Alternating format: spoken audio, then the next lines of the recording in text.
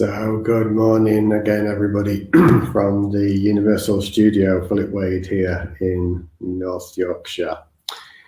I was actually in a meditative space this morning reflecting upon words and the limitations upon them, feeling called to share a little piece about that. When actually over breakfast, my wife had also been having a similar experience, and she'd been thinking about thinking and so forth, and we had a really good conversation about it.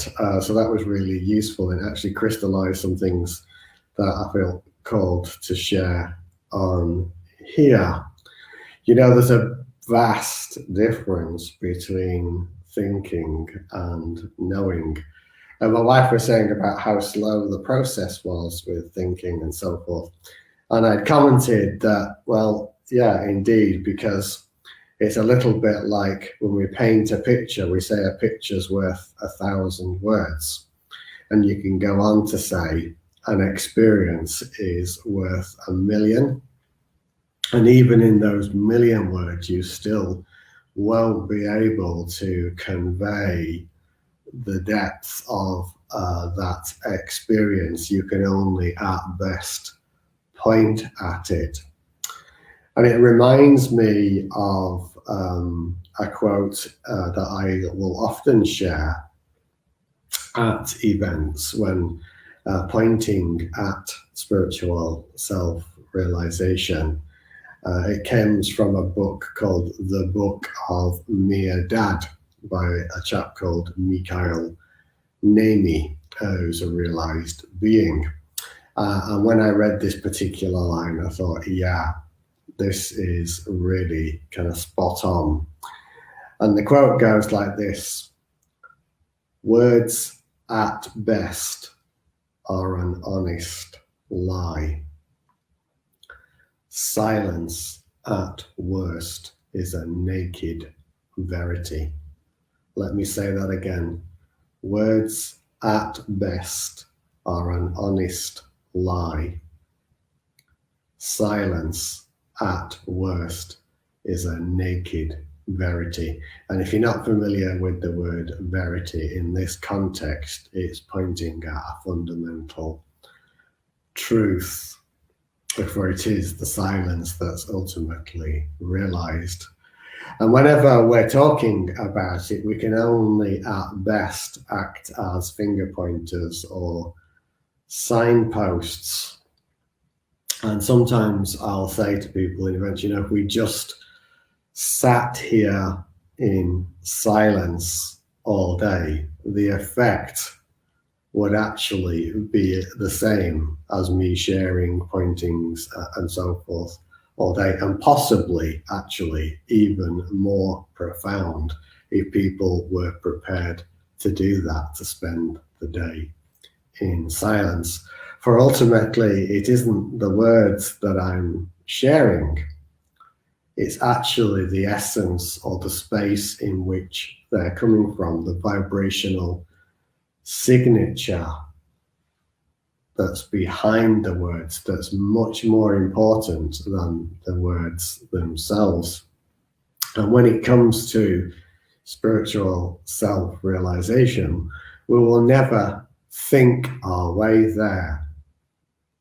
We will only come to the knowing that it is already here, the realization that we are this already, the infinite consciousness or the infinite silence.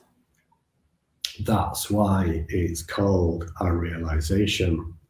I remember also a conversation I had with my wife a few years ago, and she'd had an insight overnight one night.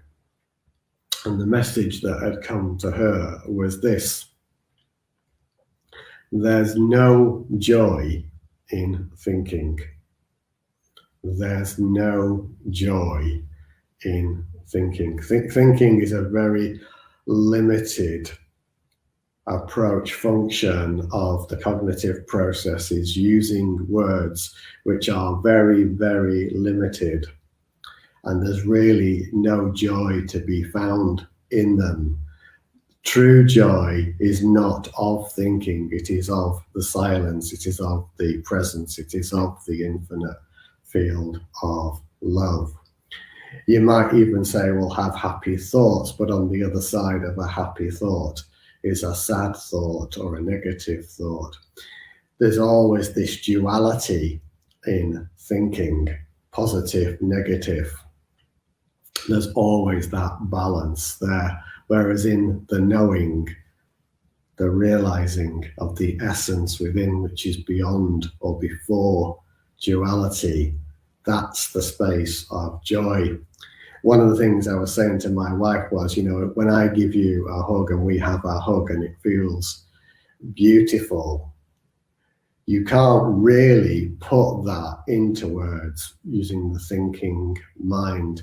You could attempt to write 10 books and still never describe the beauty of that experience of the love between us as we hold in each other in that loving embrace.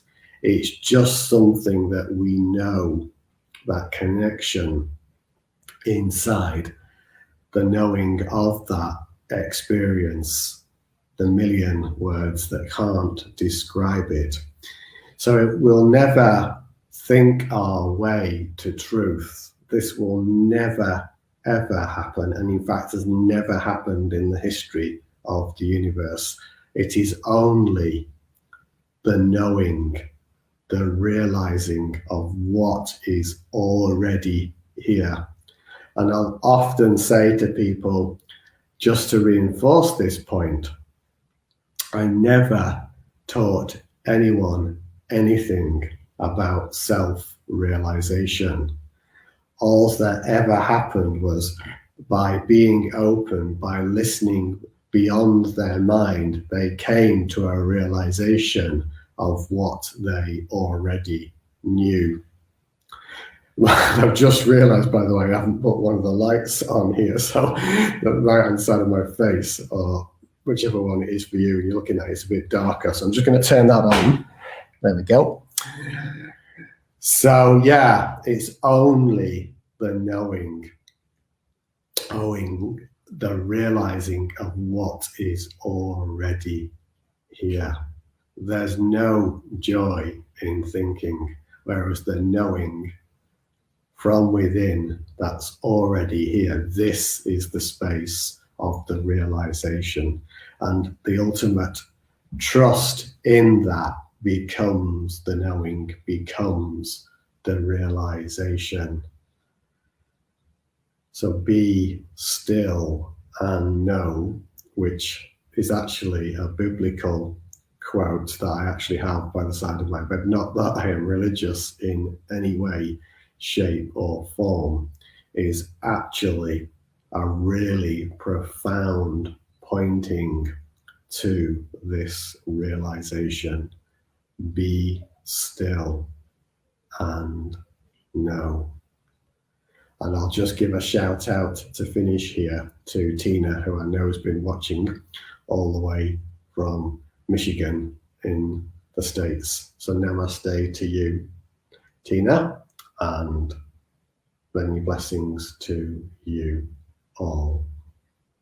Go with the knowing it's already here.